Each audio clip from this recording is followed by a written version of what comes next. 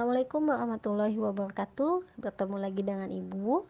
Kali ini kita akan membahas mengenai contoh soal yang menjadi tugas tanggal 15 Januari minggu lalu gitu ya. Di sini ada soal mengenai perusahaan jasa di mana Pak Anto mendirikan sebuah perusahaan bernama Superkilat. Nah, soal ini kita buat persamaan akuntansinya sesuai dengan transaksi-transaksi yang ada di dalam soal tersebut gitu ya. Tahapannya bagaimana? Kita akan lihat proses pengisiannya. Kita lihat dulu tanggal 2 Januari Pak Anto sebagai pemilik perusahaan itu menyetorkan uang ke perusahaan sebesar 10 juta sebagai modal awal. Cara pengisiannya bagaimana? Cara pengisiannya pertama, isikan dulu di kolom tanggal transaksi yang sedang dikerjakan. Tadi 2 Januari 2020 diisi. Nah, untuk aktiva apa yang harus diisi? Di kolom kas yang diisi. Kenapa? Karena Pak Anto tadi menyetorkan uang untuk menambah harta di perusahaan berupa uang tunai kas 10 juta. Di kolom pasiva pun di kolomnya diisi lagi 10 juta berupa modal karena uang yang disetorkan untuk modal. Selanjutnya adalah tanggal 4 Januari Pak Anto mendapatkan pinjaman modal dari bank sebesar 10 juta. Caranya sama seperti tadi, isikan dulu tanggalnya, tanggal 4 Januari. Nah, kalau pinjaman dari bank otomatis perusahaan dapat uang. Ketika dapat uang kas perusahaan akan bertambah. Maka di sebelah aktiva di kolom kas ketikkan lagi atau isikan lagi jumlah angka yang sama seperti di soal sebesar 10 juta. Selanjutnya untuk sebelah pasiva, ketika kita pinjam uang di bank secara tidak langsung itu kita sudah memiliki hutang, maka di kolom pasiva sebelah hutang ketikkan lagi 10 juta. Selanjutnya tanggal 8 Januari ada transaksi pendapatan jasa dari pengiriman barang sebesar 5 juta. Kita isi lagi dalam tabel sama seperti tadi, tanggalnya diisi lagi ya. Nah, tanggal 8 Januari ini perusahaan mendapatkan pendapatan jasa. Ketika mendapatkan uang dari pendapatan jasa, kas perusahaan itu bertambah. Uang perusahaan bertambah, maka isikan di kolom kas. Ketika kas bertambah, maka secara otomatis modal pun bertambah sejumlah angka yang sama. Ketikkan 5 juta juga di kolom modal. Setelah itu kita lihat transaksi berikutnya, yaitu transaksi tanggal 12 Januari. Perusahaan membeli peralatan sebesar 1 juta, tetapi di sini membeli secara kredit. Maka bagaimana cara pengisiannya? Sama, ketik dulu tanggalnya. Kalau kita beli peralatan, maka harta kita bertambah meskipun kita mengeluarkan uang, tapi digantikan dalam bentuk barang. Gitu kan ya? Untuk barang, yaitu apa? Di kolom peralatan, kita beli peralatan sebesar 1 juta juga. Tetapi karena belinya secara kredit, maka kita punya hutang kepada orang lain sebesar 1 juta juga sejumlah barang yang dibelikan gitu. Selanjutnya yaitu transaksi tanggal 16 Januari. Di sini perusahaan mendapatkan pendapatan jasa lagi sebesar 1 juta. Masih sama seperti yang tadi tanggal 8. Isi dulu tanggalnya. Nah, tadi sudah dijelaskan. Kalau mendapatkan pendapatan jasa, maka harta perusahaan bertambah berupa kas. Kasnya tambah. Isikan tanggal 16 di kolom kas 1 juta.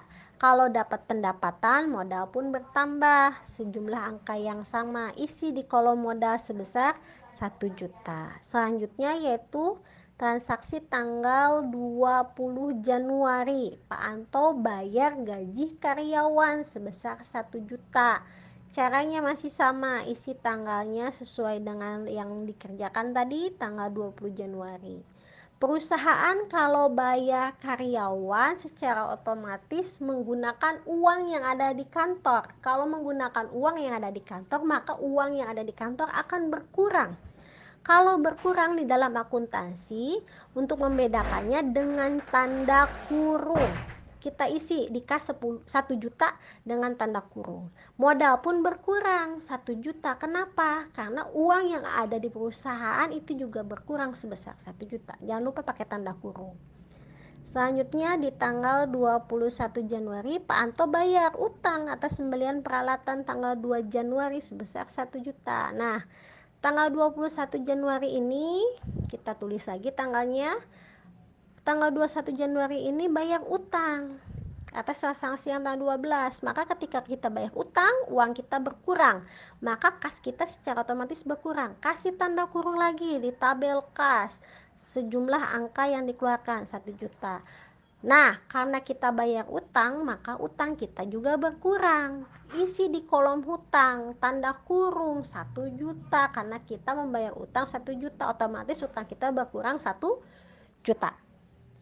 Selanjutnya, yaitu tanggal 25 Januari 2020 Pak Anto bayar listrik sebesar 250.000. Sama caranya seperti tadi, isikan tanggal. Nah, kalau bayar listrik sama kayak bayar gaji. Perusahaan harus mengeluarkan uang dari kas untuk bayar listrik. Maka kasih tanda kurung di kolom kas 250.000. Itu tandanya kita mengeluarkan uang 250.000. Modal pun berkurang. Kalau kita mengeluarkan uang, maka modal berkurang. Kasih tanda kurung juga 250.000 di modal.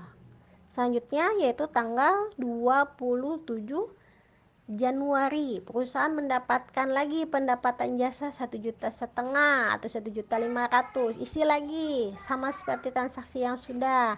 27 Januari diketik di tanggal. Nah, kalau pendapatan tadi sudah dijelaskan, maka menambah uang kita, maka kas bertambah 1,5 juta. Isi di kas 1,5 juta atau 1,500.000 ya. Sehingga modal pun di sebelah Pasipa bertambah 1,5 juta karena uangnya juga bertambah, otomatis modal bertambah. Selanjutnya yang terakhir transaksi tanggal 31 Januari Pak Anto mengambil laba sebagai pemilik sebesar 1 juta. Di tanggal 31 ini Pak Anto ngambil uang dari perusahaan untuk kepentingan pribadi. Maka ketika diambil uang kas akan berkurang juga. Maka di sekolom kas kasih tanda kurung, isi angkanya 1 juta. Apalagi yang berkurang sebelah Pasipa modal. Ketika diambil untuk kepentingan pribadi, modal akan berkurang sebesar uang yang diambil berapa? 1 juta. Jangan lupa dikasih tanda kurung. Setelah semua transaksi beres, kita jumlahkan di sini kolom kas. Kita hitung gimana caranya. Dia hitung sampai bawah, ditambahkan dan jangan lupa dikurangi. Kalau yang tidak ada tanda kurung itu tambahkan. Kalau ada tanda kurung itu artinya dikurangi. Maka di sini kasnya totalnya yaitu 24.250.000. Nah, kalian boleh cek nanti pakai kalkulator ya. Selanjutnya di kolom peralatan ada 1 juta, tinggal ditulis ke bawah. Utang pun sama. Utang 10 juta ditambah 1 juta dikurangi 1 juta, maka totalnya adalah 10 juta. Sekarang kalau modal, sama caranya, jumlahkan 10 tambah 5 tambah 1 dikurangi 1 juta dikurangi 250 ditambah 1.500.000 dikurangi 1 juta, maka totalnya 15.250. Sekarang kelompok aktiva dengan aktiva dijumlahkan, berapa totalnya? 25.250. Pasifa pun sama, utang dengan modal dihitung, berapa totalnya? 10 juta ditambah 15.250, totalnya 25.250. Itu artinya apabila kelompok aktiva dengan Pasifa jumlahnya sama, artinya sudah balance. Kalau akuntansi balance antara kelompok aktiva dengan Pasifa, artinya pekerjaan yang kita kerjakan itu sudah betul. Cukup sekian pembahasan, terima kasih.